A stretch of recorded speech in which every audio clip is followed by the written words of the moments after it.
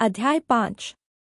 महेश्वरी हवेली के प्रांगण में मंत्रों की गूंज धीरे धीरे मध्यम पड़ चुकी थी। गुलाब की पंखुड़ियों से भरा मंडप अब खाली था, लेकिन हवा में धूप और अगरबत्ती का मिश्रित सुगंध तैर रहा था। 7 फेरे के बाद पारिवारिक तस्वीरें, औपचारिक बधाइयाँ और रस्मों का सिलसिला इतनी तेजी से निपटा कि सान्या को अपनी सांस तक गिनने का वक्त नहीं मिला। वह अब रेशमी लाल लहंगे से ढकी, सिर पर घूंघट और गहनों के भार तले दबे अपनी नई दुनिया की सीढ़ियां चढ़ रही थी, पर भीतर शोर नहीं, अजीब शांत-सा सूनापन था।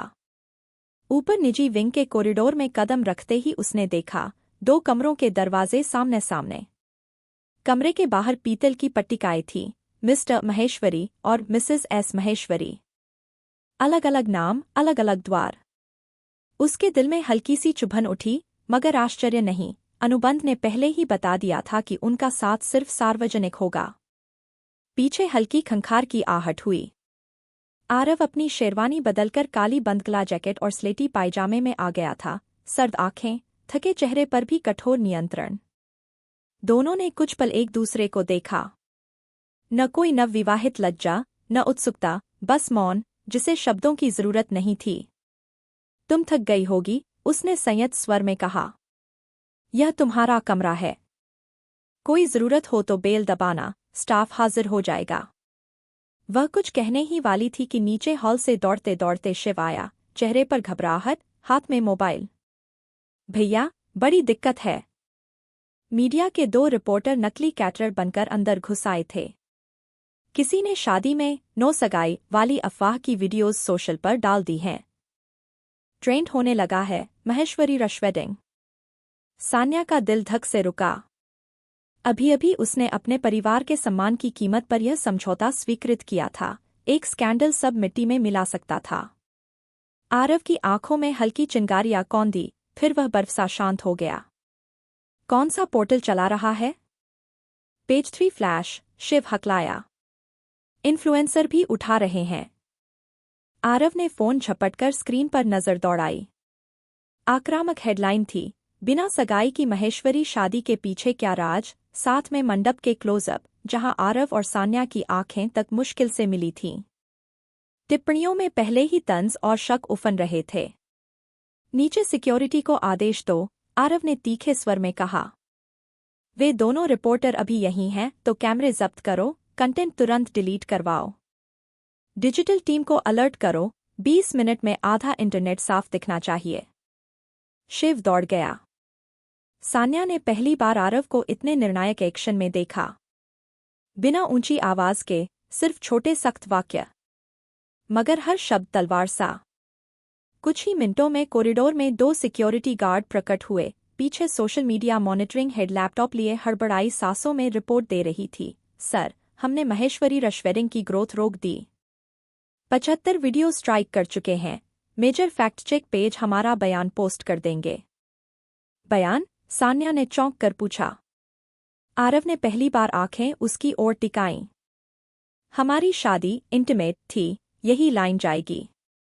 सगाई हमने निजी रूप से 6 दिन पहले की, बस तस्वीरें जारी नहीं की, हनीमून के बाद करेंगे।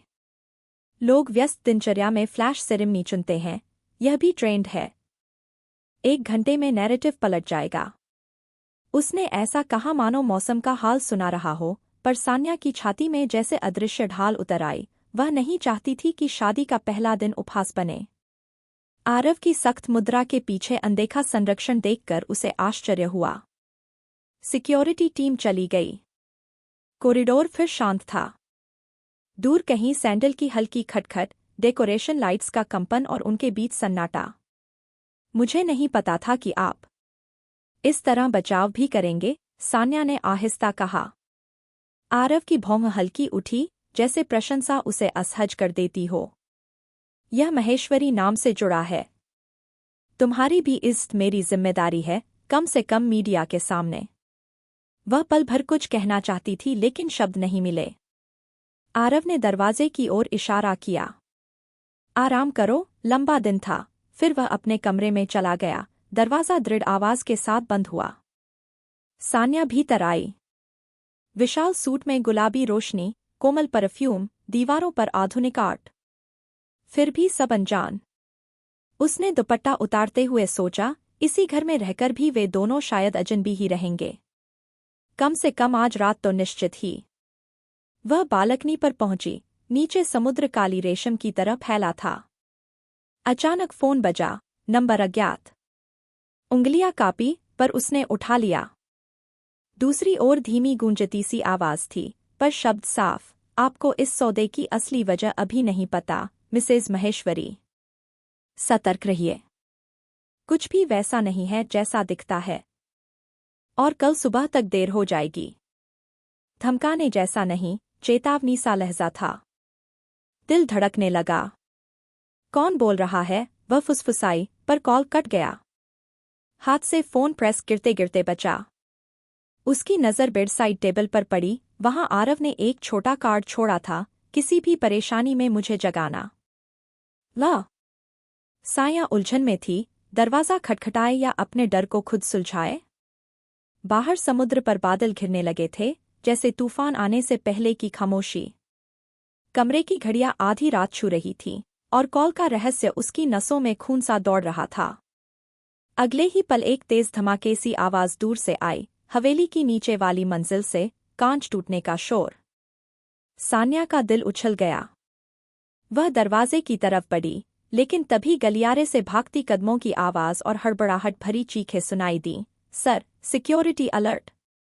उन धड़कनों के बीच वह समझ गई, यह रात इतनी आसानी से खत्म नहीं होगी।